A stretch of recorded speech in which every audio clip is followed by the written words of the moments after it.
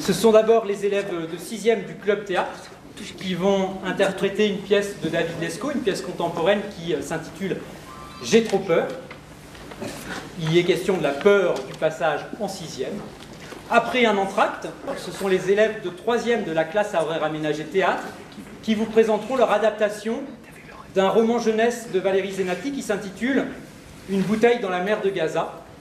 Donc on passe tout autre chose, une pièce d'une tonalité bien différente, grave, puisqu'il est question du conflit israélo-palestinien. Alors, ce qui est intéressant ce soir, c'est que vous allez pouvoir voir à la fois les élèves qui débutent le théâtre au collège, au sein du club, où ils en font 1 heure durant, en dehors du temps scolaire, et puis vous allez pouvoir voir les élèves de 3e qui ont 3 années de théâtre à raison de 3 heures par semaine derrière eux en cette fin d'année de 3e.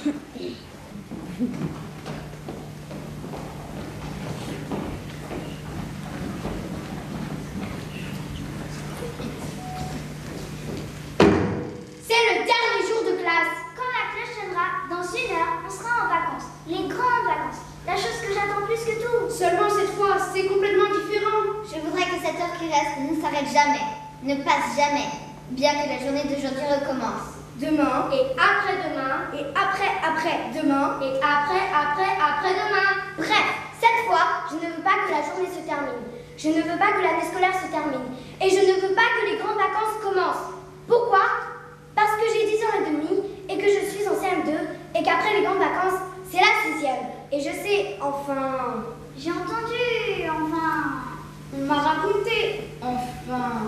J'imagine, enfin... Je me suis laissé dire, enfin... Tout le monde sait que c'est l'horreur la 6e. L'horreur absolue. Et je sais que quand la classe sonnera, dans moins d'1 heure maintenant, ils vont nous souhaiter bonnes vacances les enfants, avec ce sourire faussement gentil. Et en fait, c'est une manière dégueulasse de se débarrasser de nous envoyer à la casse. En 6e, je commence à comprendre comment marche le système. C'est de l'hypocrisie totale. On fait semblant de s'occuper des jeunes, de faire attention à eux. Ça, c'est jusqu'à la fin du CM2. Et puis après, dès qu'on n'a plus besoin d'eux... Et ben voilà, on les envoie en 6e. Ils sont pas préparés pour ça. C'est pas grave. Ils ne savent pas comment ça se passe. C'est pas grave. Ils vont se faire des bonneries. Ah, c'est pas grave. C'est pas notre problème. Nous, on a fait notre travail. Ils ont qu'à se débrouiller. Voilà. La vérité, c'est que je suis mal, très mal même, et que j'ai peur, trop peur. C'est pour ça d'ailleurs, personne ne dit rien. Personne ne sa gueule. Personne ne dénonce. Et là, tout le monde a peur. Et quand tu as peur, tu te tais. Et là, tout le monde te tait. Ça prouve bien que j'ai raison.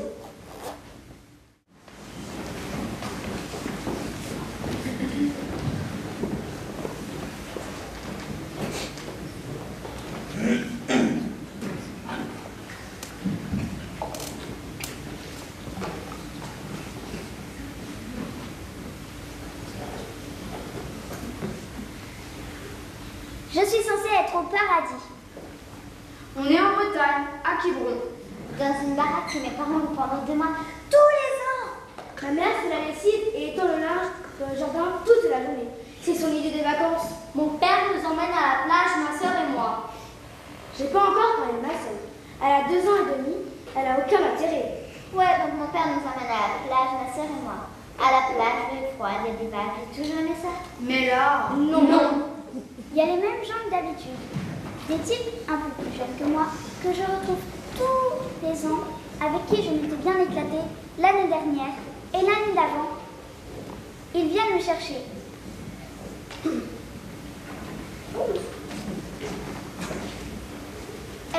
Tu viens? Non, merci. Non, c'est bon, là, je suis tranquille. Non, mais j'ai plus l'âge, moi. Je vais pas passer toute ma vie à faire des papiers avec mon râteau. Évidemment, eux, ils s'en foutent. Ils ont 1 an de moins que moi, ils vont entrer en CM2 et ils se prennent pas trop la tête. Alors, tu viens? Tu veux pas jouer? Qu'est-ce que t'as? Mais y a que ça pour vous? Tout le temps jouer, comme des débiles, c'est ça la vie, jouer? Vous essayez jamais de poser de questions? Vous avez jamais essayé de réfléchir? Quand je leur dis ça, ils me regardent comme des abrutis pendant quelques secondes, puis ils repartent faire leur connerie. Il y a une barrière entre nous. Bref, bien. Tout le monde s'amuse énormément. Tout le monde est au paradis et il n'y a que moi qui suis En enfer. Je m'appelle Tal Levin.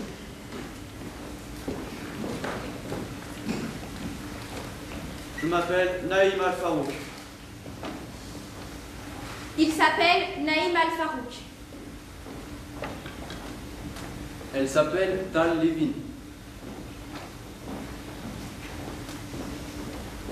Je m'appelle Tal Levin.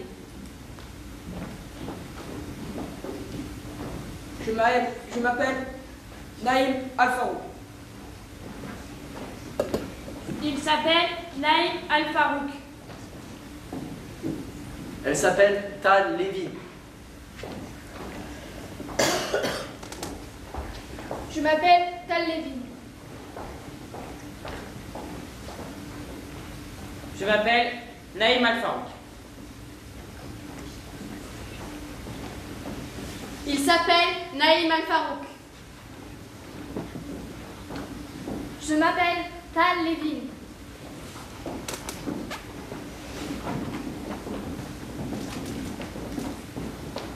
On s'appelle Tal Levin.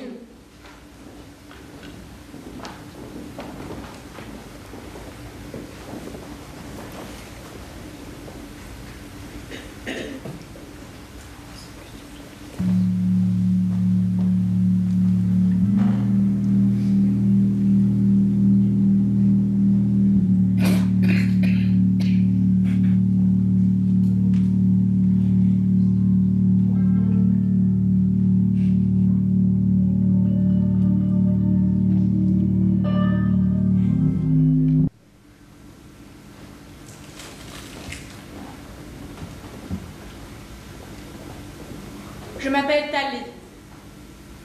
Je suis née le 1er juillet 1986 à Tel Aviv. Mais je vis ici, à Jérusalem. Je sais que tout le monde sur Terre connaît le nom de Jérusalem. Et si les extraterrestres existent, ils en ont forcément déjà entendu parler. Mais c'est une ville qui fait beaucoup de bruit. Mais personne ne la connaît comme mon père et moi. Mon père, c'est l'un des plus grands guides touristiques d'Israël. Tu vois, Tal, au lieu d'aimer cette ville comme elle le mérite et de s'entendre, les juifs, les chrétiens et les musulmans se sont battus pour elle. Comme un homme le faisait naguère pour une femme. Avec passion, avec chaque jour un peu plus de haine au cœur pour leur rival. Mais ce qu'ils ne s'aperçoivent pas, c'est que ces guerres blessent chaque fois plus violemment celle qui prétend aimer et la détruisent d'une certaine façon.